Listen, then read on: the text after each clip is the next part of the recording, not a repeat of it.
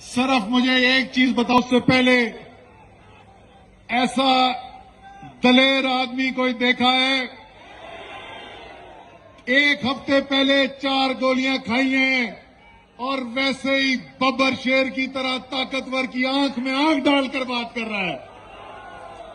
तो जब कप्तान ऐसा दलेर है तो कप्तान की टीम भी दलेर होनी चाहिए।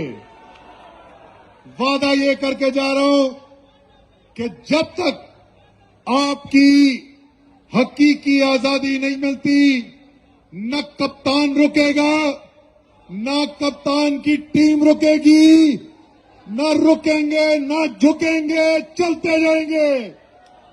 अब आपने वादा जो करना है, आपने वादा क्या करना है?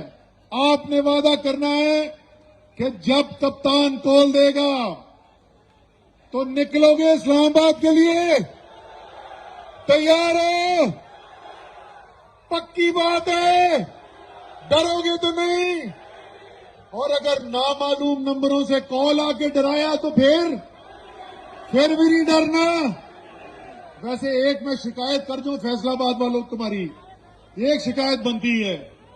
एक मजलूम बंदा, उसको तुमने इतना डराया है, पहले उसकी मूछें छोटी हुई हैं, वो अस्पताल पहुंच गया है।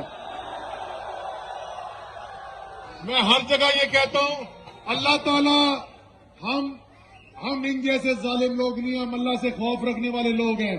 अल्लाह ताला राणा सनाउल्लाह तुम्हें सेहत भी दे और हिदायत भी दे, तुम बंदे के पुत्र बनो।